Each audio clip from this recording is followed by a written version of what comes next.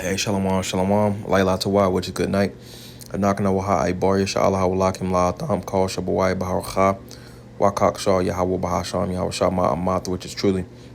Hey, with the Hebrew Israelites coming to you week in and week out through the spirit and power of Yahweh Bahasham Yahweh Shah, to preach to you so called Negroes, Latinos, Native Americans, West Indians, Haitians, Israelite foreigners, and Hamadam Kayahamalakwath Hashemayim Korah, repent ye, for the kingdom of heaven is at hand.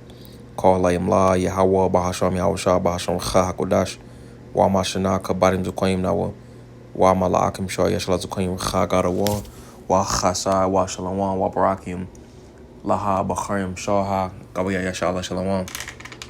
So all praise to the Most High Yahweh, which means He exists. Bahasham, in the name Yahweh Shai delivers.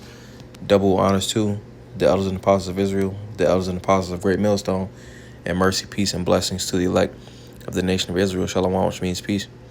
This is an article in RT. It reads, How China's economic slowdown became a weapon of psychological warfare. It says, Washington is eager to amplify any trouble Beijing is facing to chase away investors and cool growth. The economy of China is clearly undergoing some difficulties. A slowing property market combined with rising youth unemployment and a fall in new loans are not signs for optimism. You see, because pretty much that's what's happening with China, and then also these other different currencies. That's why we see these nations, which they came together, if I'm not mistaken, like today or the 22nd. All right, they pretty much came together, and they came up with a new type of currency. And I'm not sure if China's up there, but I know it's a lot of countries that's teaming up with Russia, because they're coming up with some type of currency that's backed by gold, like a gold standard. All right. Now, what China's going through is pretty much symbolic. It's a foreshadowing of what's coming to America, or what's pretty much happening to America. You see, but the downfall, the economic downfall of America is going to be much greater. You see, because the scriptures go into how those that live over here, in the Western world, is pretty much they live carelessly. It's going to hit them like a truck. Because they're not really, looking out for these things to come to pass. Get a quick precept. This is Isaiah chapter 47, and we'll get verse 8. It says, Therefore hear now this, thou that art given to pleasures, that dwellest carelessly, that sayest in thine heart, I am, and none else beside me. I shall not sit as a widow, neither shall I know the loss of children. All right, dwellest carelessly. All right, it says the same thing in Zephaniah chapter 2, and we'll get verse 15. It says, This is the rejoicing city that dwelt carelessly, that said in her heart, I am, and there is none beside me. How will she become a desolation, a place for beasts to lie down in? Everyone that passeth by her shall hiss and wag his hand. All right, that dwelleth carelessly. All right, fully trusting in this system. All right, so that's why, it makes sense that like a crash is going to hit America, Babylon the Great more severely, all right, than these other places. All right, because pretty much America is that place that lives carelessly, with full assurance and a false sense of reality. All right, it says after the world's second largest economy emerged from the years of the 19 restrictions in January and opened up again, it was anticipated it would take the year by storm. That isn't happening, and instead, Beijing has lost momentum. To little surprise, these economic difficulties have an onslaught on Western media commentary, forecasting doom and gloom for China's economy, and that's what we can see for America as well. It says, declaring that the country's rise and economic boom is over and nothing but decline lies ahead for it now. All right, such coverage of late has always been purposefully negative, something to be mindful of when assessing how things are going in China. The U.S. wants nothing more to discourage foreign investment, economic engagement, and trade with China as a part of its own agenda, and the media are actively complicit in that agenda. All right, now I want to get some precepts on that as well. It said pretty much It says Beijing has lost momentum. It's like pretty much things are on a decline, and it's a parallel with that in America as well, because things are on a decline, so there's no hope for this place. This is Ecclesiastes, also Quahalah, chapter 12 and verse 3. Verse 1, it says, remember now thy creator in the days of thy youth, while the evil days come not, nor the years draw nigh, when thou shalt say, I have no pleasure in them. All right, so remember the Lord, consider, what he's saying to his nation. All right. Because when you go into the word remember, it goes into consider, to make mention, to think upon, so think on, pretty much what the Lord is saying in these times. The Lord is saying, hey, return, turn back, because we went off as a nation, you see, but now we're in a time of, it's a high time to wake out of sleep. We seeing all the prophecies and everything come to pass, but it's going to get worse, so the Lord is saying, hey, remember him, before those perilous times come. All right. Verse 2, while the sun or the light or the moon or the stars be not darkened, nor the clouds return after the rain, when in the day when the keepers of the house shall tremble, and the strong men shall bow themselves, the keepers are the economists, all right, pretty much the ones that look out for this house, all right, and this house being America, Babylon the Great, you see, but I'm gonna keep going. It says, and the grinders cease because they are few, all right, going into that article, that was going into China, but it can also be applied to America, Babylon the Great, and it says, and those that look out of the windows be darkened, you see, because it's a decline for Beijing, but it's also a decline for, D.C., all right. Everywhere seeing a decline because pretty much it's switching over to that new system. All right. The USD is no longer, it's not worth anything. It was talking about how they was going to switch over to the BRICS economy. All right. And $1 in the BRICS economy will be 55 US dollars, so pretty much to do any type of trade or, any type of currency exchange or things like that. The USD is pretty much going to be it's going to be worth nothing. It'll take, if you want to spend like $50, if you roughly want to spend $50, it will be 1,100 US dollars, to actually make a transaction in another country, which that's going to push forth to a famine, because pretty much things are going to be inflated, and people are just going to, like how they did with the tissue thing when the 19 first started, pretty much trying to stock up for themselves. So it's going to push forth for a famine, and then also it's going to crash the economy even quicker,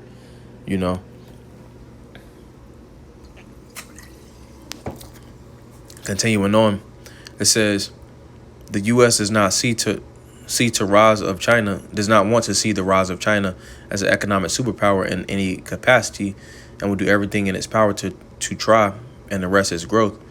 U.S. measures against China, particularly targeting the high-tech sector of its economy, continue to grow in magnitude and severity. But on top of that, the U.S. does not want to see China succeed in any way, knowing that Beijing should Beijing become the world's largest economy, the psychological impact of that will be massive. If you look at a containment of the Soviet Union as a model, the U.S. wants nothing more than China to slow down, stagnate, and therefore fail to keep up in terms of a broader global strategic struggle. It says, thus, since the anti-China agenda was rolled out, Western media coverage of China has become overwhelmingly negative, even when it isn't merited, and seeks time and again to plant a narrative of failure concerning the governance of Xi Jinping over the country's economy. To be fair, as the strategic context has moved in, the environment for China to grow and develop has indeed become less favorable. The U.S. has placed hundreds of billions of tariffs on the import of Chinese goods, which it refuses to change as part of a broader strategy to facilitate supply chain shifts. It is deliberately escalating geopolitical tensions in order to spook foreign investors to stay away from China. Finally, it has blacklisted Chinese companies and sought to block China from expanding economic ties with any allied country. And that's pretty much how the U.S. plays ball. If you don't want to the U.S. is losing, its grips, on the world. You see, it still has, just a little bit of power, you know. But what we're seeing is these nations breaking away from the U.S. All right. But continuing on, it says the U.S. is waging a comprehensive psychological, economic, and diplomatic and military hybrid war on Beijing on every front. And key part of that effort is undermining confidence in China's economy by removing the certainty, stability, and peace that Beijing thrived on. And, none of these things are going to work, you see, because this devil's trick it no longer works. That left hand is no longer working like it once did. All right, it says economy. It says waging a comprehensive, pretty much a war. It says an economic war. They pretty much going into the stuff that they can trade. It says diplomatic and military hybrid war, which is it's not going to work. The military in America, Babylon the Great, is becoming weaker and weaker. It's the weakest it's ever been. All right. Continuing on. It says this is why Xi Jinping has acknowledged that China's economic growth must be based more on its own market and development as opposed to overseas deals, because they pretty much make money off of shipping stuff out. It says, but of course, all of this does not mean that the doom mongering by media is accurate. It is conveniently forgotten that the global economic climate as a whole right now is poor. The Eurozone, for one, faces stagnant growth and teetering on the brink of recession, same as in America. You see, let me get a quick precept. This is Nahum chapter 3, and we'll get verse 19. It says, there is no healing of thy bruise. Thy wound is grievous. All that hear the bruit of thee shall clap the hands over thee, for upon whom hath not thy wickedness passed continually. All right, so pretty much there is no healing of thy bruise going into this U.S. economy, you see.